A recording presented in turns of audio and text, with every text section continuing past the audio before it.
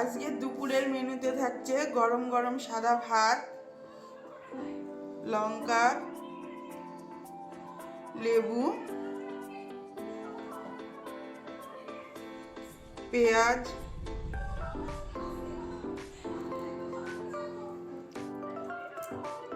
আলু দিয়ে করলা দিয়ে ভাজা, পেঁয়াজ কলি ভাজা,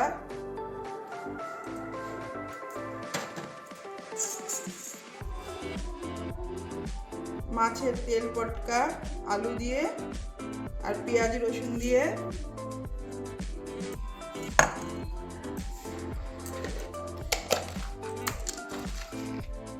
চিলি বড়ি ভাজা, ছোট ছোট বড়ি, আর থাকছে মাছের ঝোল। আজকের দুপুরের লাঞ্চটা কেমন হলো জানাবেন।